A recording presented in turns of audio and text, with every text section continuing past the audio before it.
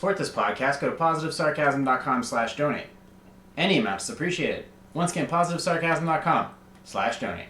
Thank you and enjoy the program. This episode of the podcast is brought to you by PB and Joey. Simple, honest, and delicious. Go to pbandjoey.com for more information. $35 or more gets you free shipping. That's pbandjoey.com for more information. pbandjoey.com. This episode of the podcast is also brought to you by poppycrock.com. For the most ridiculous parody news site, go to poppycrock.com for more information. As ridiculous as possible.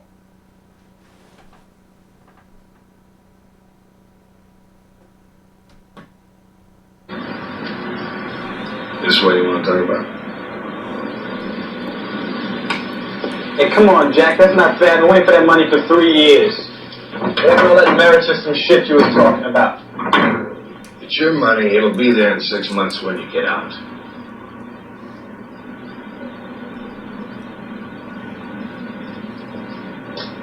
You don't want any of it. Not my style.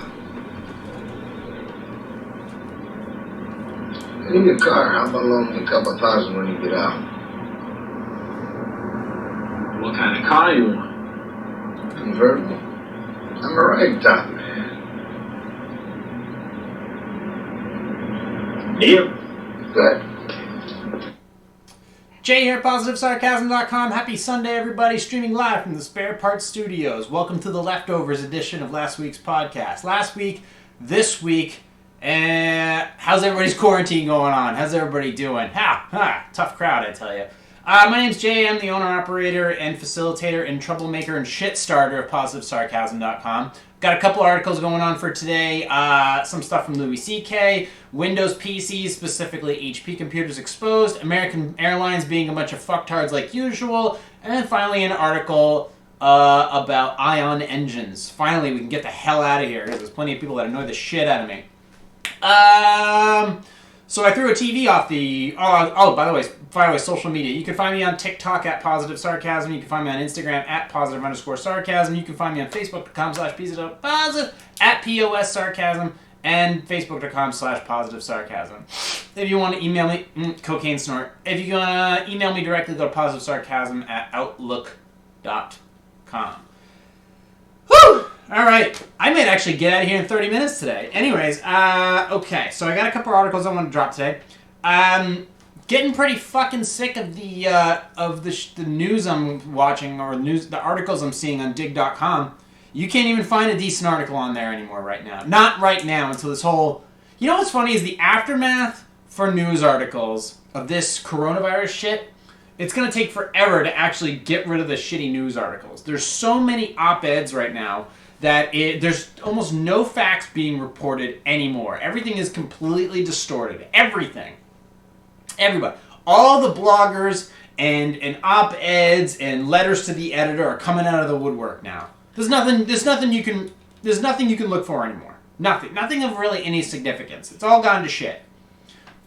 So it makes it really difficult for me to deliver you accurate information when there's so much bullshit going on out there. If you want the honest information, here's the honest information. There's a pandemic out there that's probably going to kill a couple million people all over the world. Number two, you're going to get a stimulus check unless you make under $75,000. You're going to get a stimulus check for $1,200 plus $500 per kid, and then that's pretty much it.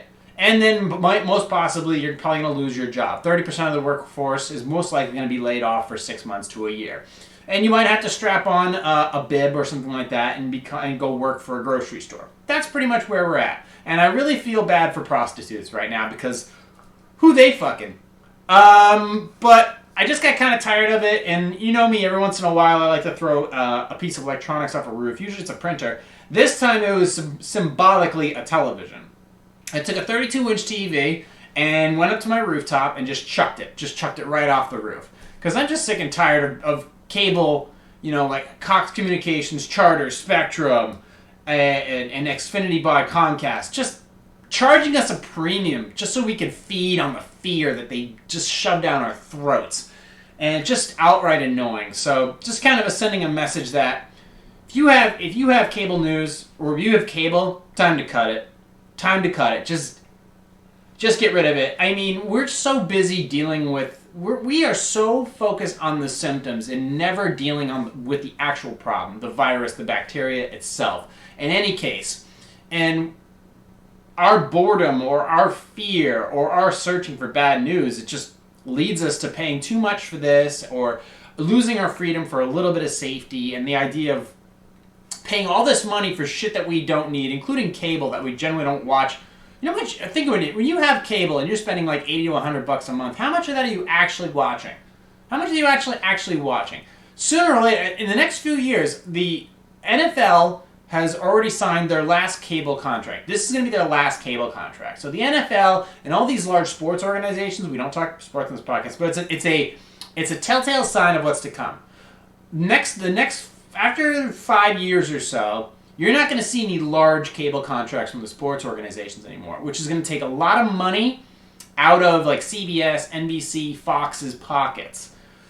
So because a lot of these sports organizations, they're going to go online, they're going to do online streaming, they're going to do a lot of that stuff.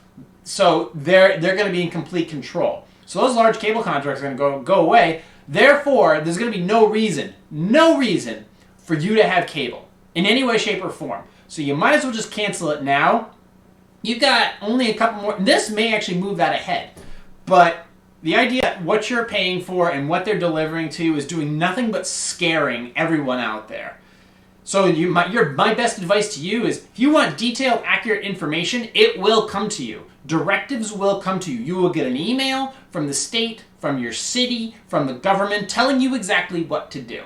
Beyond that, you're not going to get any information from the television that's going to be of any value. Okay? You're better off just, throwing all your shit up on Craigslist and selling it. And if you are one of those unfortunate bastards that's probably going to lose their job or get their hours cut, you are going to get some unemployment benefits, and also you might have to go strap in for a job that you're not going to like for a while. You may have to go into some type of retail. You may have to go into some type of restaurant. You may have to lower your expectations for a little bit. You don't have to go dating that fat girl. Well, maybe you do. But the idea is that you're going to have to pick up the slack to maintain the lifestyle for now, whatever it is. This isn't, you're gonna have to work a little bit harder, and you're gonna have to appreciate the fact that you get any paycheck at all. Any paycheck at all. The idea is that any one of us can get chopped, or our businesses, or our clients. Our clients are hurting right now. And does that hurt my business? Yeah, it hurts my business. I've had clients that can't afford to pay me right now, or can't afford to pay me in their full amounts, or in the hourly or the weekly or the per this or per that I charge. But the idea is that I can still offer my services and expand the services that I have available to me to people that maybe can't afford it but do need the services still.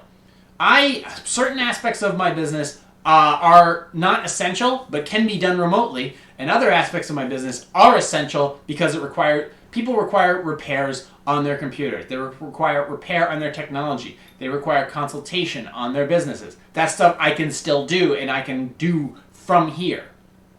So I'm open. I'm open for whatever you got. It's as simple as that. But as far as throwing the TV out, you go to my Instagram, go check out. I sometimes just love throwing shit off the television, off the roof. So this time the victim was a 32-inch Insignia television. But problem was smaller TVs are all plastic, so when they break, they don't break with any drama. They just kind of bend, and then that's pretty much it. But hey, don't worry. There's going to be I'll break another TV soon enough, and hopefully it'll be a much bigger one with a little more glass breaking. In the meantime, this is Sunday Leftovers. I don't need to ramble. I can be out of here in 20 minutes if I wanted to be. Some good news in the world of entertainment. Louis C.K. surprised everybody by dropping a new special. We were expecting one to come to begin with, but like typical Louis, he doesn't tell us anything. Which is probably for the best. So, let's see. The article came from Deadline, and I'll also have his website up as well. For people who subscribe to Louis C.K.'s newsletter, he sent one back a while. He sent one back about 6 months ago, letting him know that he's going to be going on tour, and these were some of the dates. And it was just a pretty simple, subtle email. He didn't say anything about a special, but all the comics knew that he was still touring and that he had a special that was coming out soon. And from the original, and I'm excited. To the surprise of his fans and detractors, Louis C.K. dropped the new comedy special Saturday on his official website. The comedian said he released the stand-up special titled Sincerely CK for those who, quote, need to laugh. It's available for download and stream for $7.99. In a press announcement, the Louis star and creator indirectly referenced the coronavirus outbreak and said laughter helps when, quote, things get shitty or when people are facing difficult times. Quote, I feel like there are two kinds of people in this world, he said. One kind needs to laugh when things get shitty. In fact, the shittier things get, the more serious, the more dark, the more terrifying, the more dangerous and dire anything is, the more important it is to laugh in the midst of it, and often directly in its face. I agree with this. I agree with that quote. He continued, these people believe it's no coincidence that human beings have survived despite our fragile, hairless bodies through the most difficult of times, and that we are the only species besides ladybugs who laugh at life. And then it just talks about his past. But for the most part, yeah, I agree with him. And that's why comedy, we'll see, tragedy plus time equals comedy. That's why no topic is off limits when it comes to comedy. So, and Louis knows that more than any other comic. So I actually, let's see, let's go to his website, louisck.com. So LOUISCK.com. And you can add to cart, or you can buy with Google Pay. And I think you can stream it right from his website. Video, download, and stream. So it comes with a 1-year digital streaming license on his website. Full digital downloads are available in HD and standard definition quality. So that's pretty cool. So yeah, you can go ahead and check that out. I might actually go, I'm going to watch that this week. I might even try to watch it tonight. But it's $7.99, which actually isn't too bad. And I'm a big fan of Louis C.K.'s stand-up. I am, big time. I'm up there with the Chappelles, the Rogans, the Joey Diaz's. So this is right in my freaking wheelhouse. The Bill Burrs, yeah, this is right in my stuff. He's got older specials, if you haven't seen them, Live at the Beacon Theater and Hilarious are two of his Live at the Beacon, Chewed Up, and Hilarious. If you want to get to know what Louis C.K.'s comedy is like, those are the ones you want to give a shot. You can also, if you have Pandora, you can look up Louis C.K. on Pandora, and some of his bits stream on there as well. So if you want to get a better idea of what Louis' stand-up is, you can go ahead and check it out that way too. But I also want to, here's the thing, I want to get to some techie news, some techie shit news real quick. Drink of the day, by the way, Wild Tonic, blackberry mint flavored, June kombucha. It's delightful, very honey, not as hoppy or carby as other kombuchas. So here's the thing, this is an article by Bleeping Computer, which this is not surprising at all. The topic is Windows PCs exposed to hacks by critical HP support assistant bugs. Here's the thing, a lot of the computers that I get that are just given to me or what have you are Hewlett-Packard computers, are compact computers. That's all HP. They're all HP based. Hewlett-Packard for the last 10 years has been pumping out laptops. Here's the funny thing about their laptops. Their laptops seem to still be running. Despite all the shit that people talk about HP laptops, I get them, and the vast majority of them are still running. As long as the motherboard is good and the screen lights up, they're still running. HP pumped out a ton of laptops in the last 10 years, all different types. And people are just tossing them aside. They're upgrading, which they don't need to do. I have an HP computer running downstairs. I have an HP computer running the YouTube live stream. Let's see, what else? So I got I got 2 HPs running my server, running a server. One's a backup and one's a primary right now. So that this is a Dell. The Dell that's sitting a Dell and a Toshiba sitting in front of me. And also, I have another computer, a desktop in my living room that's also an HP. So they have a ton of computers. So this is a big deal because a lot of people have Hewlett-Packard or compact computers. Mostly HP computers. I think compact was kind of done away with after they were bought out. But they have, when you have HP, they all come built in with this program called HP Support Assistant, which downloads all the new drivers for your software, for your hardware, and what have you. It's constantly running on anybody who isn't a little tech savvy with their computers. Number one with HP Support Assistant, it's good. It's not great. It helps you install a lot of new drivers. I use it often when I'm downloading, if I'm popping a new hard drive into another computer, into an HP computer, and then I need to find the drivers, blah blah blah. And their site is fine, but this HP support assistant constantly runs in the background, so it's using up computing power. Now that there's so many HP computers out there, it's with Windows 7 still being used, especially nowadays because of COVID. HP Windows 7 computers are still out there running hard, but now it's vulnerable to attacks, to hacks. So on Bleeping, and this is my recommendation, and it's the recommendation of Bleeping Computer. If you have HP Support Assistant and your computer is up to date, my strong advice to you is to actually turn off and then delete HP Support Assistant. You actually don't need it. Once you have all your drivers for your hardware downloaded, which you would have done from the very beginning, once you have those all downloaded and your computer is completely up to date for all the hardware drivers, you need to delete HP Support Assistant. Just click on your Start menu, go to Control Panel, and look for Programs. Uninstall program, uninstall apps, or whatever. So any uninstalled programs. And then just click on that and look for HP Support Assistant. And then just get rid of it. Just get rid of it. And that will, because the idea is to, if the hack or the virus or whatever can infiltrate HP Support Assistant, that's how it's going to get into your Hewlett-Packard computer. And then it's going to do what it's supposed to do from there. Now, the vulnerability is stated as, computers to remote code execution attacks and could allow attackers to elevate their privileges or to delete arbitrary files following successful exploitation. HP Support Assistant is marketed by HP as a free self-help tool, is pre-installed on new HP desktops and notebooks, and is designed to deliver automated support, updates, fixes to HP PCs and printers.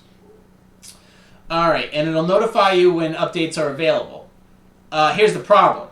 HP computers sold after October 2012, and running Windows 7, 8, or 10 all come with HP Support Assistant installed by default. And if you're updating any HP computers from 2009, 2010 and up, you'll download HP Support Assistant, and then that'll help. But that's the problem. They're all pre-installed on all these computers. Now, here's the issue. Security researcher Bill Demirkapi found 10 different vulnerabilities within HP Support Assistant software, including 5 local privileges, escalation flaws, 2 arbitrary file deletion vulnerabilities, and 3 remote code execution vulnerabilities. HP PCERT partially patched the vulnerabilities in 2019 after receiving an initial disclosure report during 2019. Another patch was issued in 2020. It failed to patch 3 of the local privileges. So what this thing is this little bug gets into HP Support Assistant, and it takes the privileges of what can be installed, like as far as cookies or location settings, and it basically turns all your security settings or some of your security settings down so that these can be installed in your computer. And that's how viruses and malware gets in. And then you're fucked after that. So the best thing you can do is, if you're going to use HP Support, if you need drivers, just go to HP Support Assistant's website, download the drivers manually, install them. They're all executable files. Install them manually if you need them. Or if your computer's already up to date, just delete HP Support Assistant, and then you'll be fine. Yeah, that's what I would do, and then you should be fine. But there are so many HP computers out there that still work, that are still upgradable. So it's very, very important that you just get rid of HP Support Assistant altogether and just run your computer bare bones, maybe with Windows Security Center running, and that's pretty much it. And try not to look at too much porn. But there's that. And then I wanted to get into, what are we at, 20 minutes? I wanted to do 2 more articles, and then we'll get out of here for today. I wanted to at least provide you with some type of news that, this one is American Airlines. It has to do with COVID, but it's just another example of American Airlines being douchebags. And then another one is this article I forgot to talk about last week, but let's see. This one is on the New York Post. They're always in for a good laugh. American Airlines flight crams its only 11 passengers into last 3 rows, which is a report. American Airlines is flying in the face of coronavirus safety protocols and its passengers' well-being, according to a trio of whistleblowing flight attendants. Despite there only being 11 people on a Tuesday, March 24th flight, the company allegedly refused to allow them to adhere to social distancing measures of sitting 6 feet apart, instead forcing them all into the last 3 rows, Mother Jones reports. The reasoning behind it is, well, they bought basic economy fares, so we can't put them further up in the cabin because that would be an upgrade, said one of the flight attendants who requested anonymity for fear of retribution from her employer. Despite the lack of protocol allowing them to do so, flight attendants took it upon ourselves to spread them out, she claims to the outlet. That same day, American, the world's largest airliner in terms of both passenger number and fleet size, did finally issue a new relaxed seating policy in response to the epidemic. It allows gate agents to reassign seats to create more space between customers, and for passengers to move to another seat within their ticketed cabin subject to availability, adding that 50% of standard middle seats and every seat bordering jump seats should be left empty. The apparently reactionary measures may have not been sufficient, however, as the company continued to enforce pricing tiers on nearly empty flights, as Mother Jones reports. American Airlines told the Post that Mother Jones declined to provide them with the flight numbers for the trips in question. Understandable, because if they know which flight it is, they know who the flight attendants are. However, additionally, American Airlines, Additionally, the last row of every flight is blocked for airport control, and those seats are never assigned unless the flight is completely full, a rep said via email. However, one frequent flyer told the Post she experienced a similar scenario on her American Airlines flight. This was on March 7th from JFK to LAX. That's a freaking long flight. All passengers were shoved into the last 8 rows and had about 12 rows free, said Katie Levine, 28, a Los Angeles-based photographer whose work has appeared in Vogue and GQ magazines. We weren't allowed to spread out because it was extra legroom seats. When I discussed this with the flight attendant, he said, "What's next? You guys are going to expect first-class seats?" It was absolutely insane. After American Airlines' new protocols were put in place, one flight attendant claims they were on another flight where the passengers were tightly confined with their class tier. All 15 passengers were again crammed into the plane's last rows, barred from moving ahead of the exit row, as that would constitute an upgrade. In addition to the claims that they refused to prioritize passenger safety over pricing tiers, even on nearly empty flights, the airline allegedly hasn't given flight attendants hand sanitizer, although it does provide sanitizing towelettes. It only began to allowing attendants to wear face masks in the final week of March, and then only if they were in a neutral color. It's insulting, a flight attendant told Mother Jones. Let's suppose I do go on Amazon and find a mask, but it's in purple.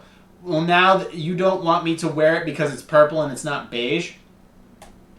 Let's see. Meanwhile, on March 23rd, Philly-based American Airlines flight attendant Paul Frischgorn, 65 years old, died of COVID complications in the following week. The airline sharply reduced meal and snack service and suspended 60 to 80% of its domestic flights for April and May. Flight attendants say much more is necessary. The changes are coming for my own mental health. Yeah, it's fucking stupid. American Airlines has never had a very good track record anyways, so... And I did talk about bailing out the airlines in this situation because it's not their fault that that this outbreak happened. However, American Airlines not following guidelines to set a precedence for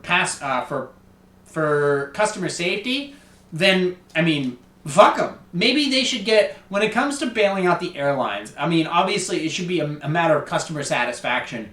Who, as a meritocracy is, customer satisfaction, you get the most bailout money. So, for example, like Delta. If Delta needs a bailout, Delta gets a bailout on top of American, because American are assholes. I'm a fan of Delta. Delta's got a huge hub in Atlanta. They fly everywhere. You can find decent prices. So I would give more bailout money to Delta. And as far as American Airlines, if they're just going to continue to be assholes, I mean, fine. I'm okay with them not getting as much bailout money. Because if they're going to be douchebags like that, then what's the point of you sticking around?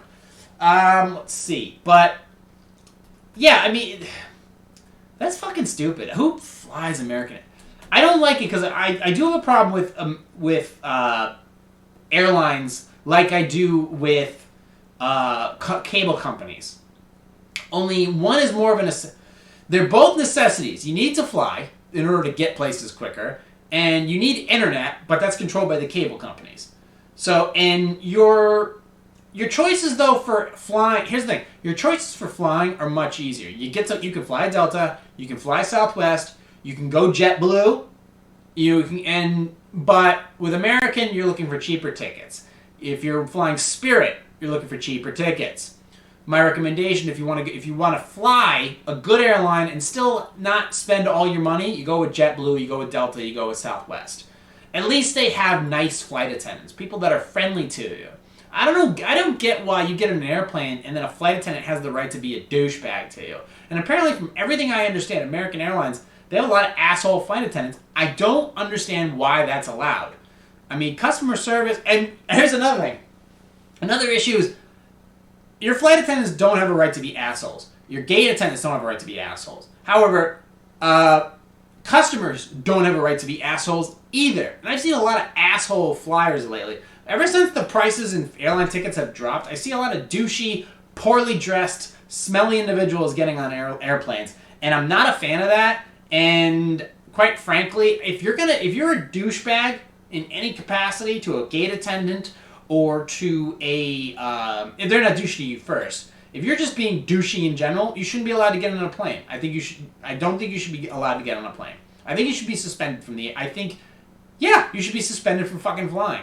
I think you should be any person it seems like they're pushing emotional, they have mental issues because they're going to be douchey to somebody. Then I don't think you should get on a fucking airline. I don't think you should be walked into an airport. I mean, people are already on edge at airports as is. The right that you had to... If you're paying good money, that's one thing. But if you're just buying a cheap ticket to get on an airplane and you're bringing your emotional support dog with you and you just want to be a dick because you... I see so many fucking videos of people being assholes on airplanes. And it goes both ways whether it's an American airline flight attendant or it's some douchey passenger who got a fucking last-minute $50 plane ticket. You should be thrown off the airplane. So, I get it that flight attendants and gate attendants have had enough with dealing with people's shit, with cheap ticket buyers. But at the same time, I think people just need to be a little bit nicer in general. How about that? Just be a little bit nicer in general to each other. Please, please, please don't shove us into the last 2 rows of a fucking airplane. Give us a little breathing room, please. And my thoughts to people who actually fly on airplanes, can you do me a favor? Can you dress up a little bit? Can you at least find a nice pair of jeans? Maybe some travel slacks or a button shirt? Can you, if you're wearing shorts, can it be a nice pair of shorts and not like fucking jogging shorts? Can you have a nice pair? When you wear shoes, first of all, can you please wear shoes and not flip-flops? Can you please put on nice socks? Can you please brush your fucking teeth? Can you look presentable when you're getting on an airplane and be nice to people around you? Can you do that, please? Right now, we need a little civility. I'm seeing it at the grocery store. I'm seeing it in, just with people in general. A lot of, as long as you're not hoarding toilet paper, I see a lot of nice people out there in general. The first few days were weird because people were a little more aggressive on the roads, but people are a lot nicer now. But this airplane thing, that's going to be an issue for quite some time. And if you're a nice airline with nice flight attendants, I have a feeling that maybe passengers will be nicer back. But I don't know. It's just something I wanted to bring up. Final article for today on Sunday leftovers. Because I'm hungry. I was really hungry this week.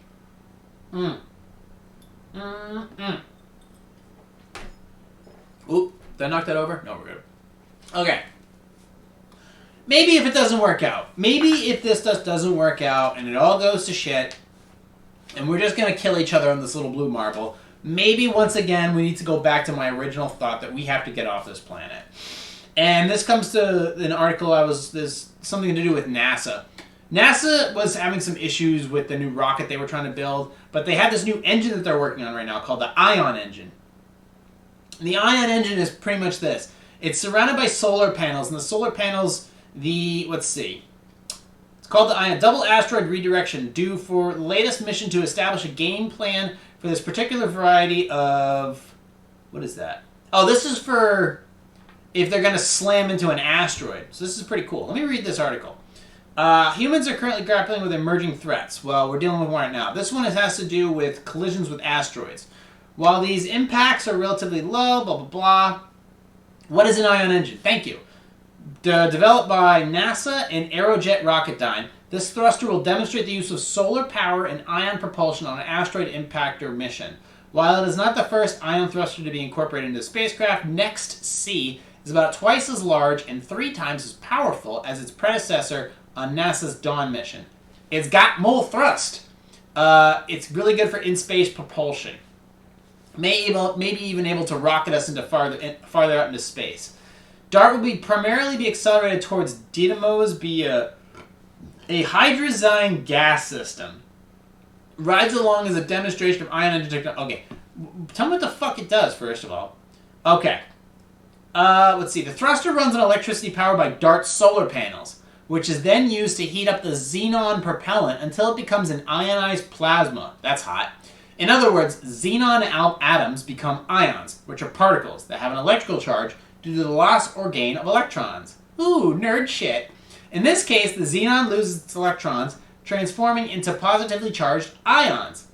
These ions are drawn toward 2 gridded, riddled with thousands of tiny holes. 2 griddled screens, riddled with thousands of tiny holes. After they pass through the first screen, which has a positive charge, they get a sudden speed boost from the second negatively charged screen. Woo! This is some wild stuff. What we have basically 2 screens that are pretty close to each other, and we establish a high voltage of 1,000 volts to 2,000 volts, depending upon what thrust you want. Once you establish that voltage potential, it essentially shoots the ions out of the front of the thruster. That's what creates the thrust. Xenon is a particularly good propellant because it is relatively inert, unlike more volatile fuel sources like hydrazine. Its reactive okay, we're getting a little too... Okay, ion thrusters are especially useful for long-lived missions tasked with visiting multiple celestial bodies. Ion engines are very efficient in regards to the use of fuel and xenon. The Dawn mission was able to visit a couple different asteroids. How could the ion engines one day save humanity? It's launched by Falcon 9, It's composed of an 800-meter wide... Didymos is composed of a 800-meter wide asteroid known as Didymos A, which is orbited by a moon 1/5 its size, called Didymos B, or Didymoon. Though this system is not hazardous to Earth, its orbit around the Sun occasionally brings it within a few million miles of our planet. This proximity and the unique binary nature of Didymos make it an ideal destination for an impactor. If all goes to plan, DART will crash into Didymos B in October of 2022 at a speed of 6.6 kilometers a second, so 3.7 miles per second. Following the crash, scientists will monitor the predicted shift in the moon's orbit, which is expected to be fairly small, but even the slightest nudge will help scientists understand the efficacy of the plan to redirect hazardous asteroids to protect Earth. Next-C is already being considered, so it's a rocket that goes over 3 miles per second and smashes into asteroids to move them just a tiny move them a tiny trajectory out of our way.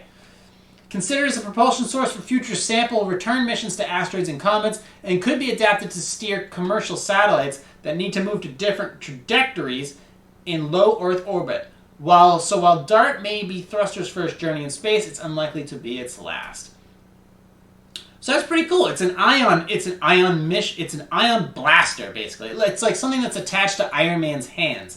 And the way it's powered is by xenon propellant, and it's powered by DART solar panels. So the thruster runs on electricity powered by solar panels, then used to heat up xenon propellant, which is the fuel, and then it becomes ionized plasma.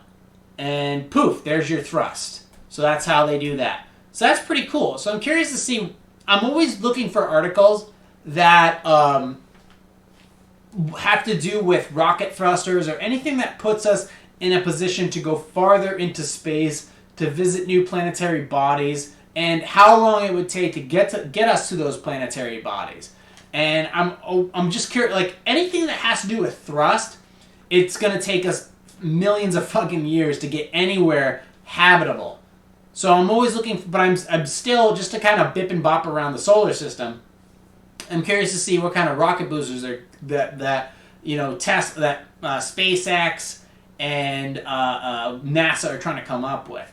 But I am looking for the ultimate article when we finally developed a concept for a warp engine or a space-time, space-bending engine that can get us from one spot to another in literally a matter of a few hours. And I haven't seen that yet. We've had there's some cool concepts on YouTube, but nothing concrete as of yet. And still, we don't even know if it's truly possible. So, I don't know, I just want to drop that in there. So we've gone over Louis C.K.'s new, so go to Louis C.K.'s new website, louisck.com, and his new stand-up special is out now. You can buy it for $7.99. American Airlines being assholes again. NASA's new Ion rocket. This is by Becky Ferrara of Vice, which is a website I almost never visit. And also, if you want to go check out some fake news, go to poppycroc.com. They got a bunch of new crazy and silly blogs out there right now. And also go to my Instagram or my YouTube channels. I just threw a new TV off the roof yesterday morning. That was a lot of fun. But then again, you can find me on Instagram, @positive_sarcasm. You can find me on YouTube, Positive Sarcasm and Positive Sarcasm Podcast. Find me on TikTok, Facebook, and Instagram, and then YouTube as well. Yeah, whatever. Okay, we're done here. Oh, yeah, and of course, if you have questions or comments or concerns about the HP hack, the HP support assistant issue, email me directly, and we can discuss it further. If you want to... questions or concerns or comments, you can hit me up on my website. Go to positivesarcasm.com, click the contact button. You can also email me directly, positivesarcasm@outlook.com. If you need posing music for later bodybuilding shows that are being rescheduled, just email me directly. But yeah, we'll see. This is just Sunday leftovers. I just want to kind of I got a like on Instagram. There we go. Aren't I feeling special? Anyways, let's see. I had to postpone the sequel to Cyberpunk due to an issue, but I'll start filming that again. Hopefully in the next couple weeks, once everything gets cleared up. But until then, you can find me on. You can find this podcast. Well, this is definitely a weird Sunday leftovers. That's okay. But anyways, this podcast is available on iTunes, Stitcher, Google Play Music, iHeartRadio, Spotify, TuneIn, CastBox, Podcast Addict, anywhere where podcasts are available, you can find me there. And I have still not suffered any issues with the whole Spotify thing. I know Spotify has some copyright stuff. I've been keeping an eye on it, but I've had no issues with Spotify as of yet. I have not been notified. So until then, I'll keep streaming on there as well. But going forward, this is how the podcast will continue to be. On Wednesday, it will be a normal 50 to 1 hour long podcast per normal with articles, dig.com Q&A, and of course open thought form from me. So you'll get all the usual shit that you normally would get for a regular podcast, and then of course guests when they're available. And then Sunday leftovers will continue to be as originally was stated about 3 months ago when I decided to start doing Sunday podcasts. Between 20 and 40 minutes long with leftover Q&A, articles that I had left over, and any additional thoughts that I had. So all the leftovers I had from the Wednesday podcast that I did not get to will come as Sunday leftovers. So that's pretty much it. But if you have questions or comments or concerns about coffee that I'm drinking, drinks that I recommend, or any movies that I have coming up, and I have backed off making any, stock market recommendations at this time, but I think you should be looking and I think you should be buying. So get ready. And of course, if you want free stock, just go to positivesarcasm.com, click on the contact button, open up the Robinhood account, click on that linky, and that'll give you a free stock once you open that up. And you'll get a free stock, and then in a few days you can sell it, make it for a quick few bucks, and everybody can use a quick few bucks. Anyways, until then, I want to thank you guys for listening, watching, and subscribing. We're coming up on 40 minutes, so we're definitely done here.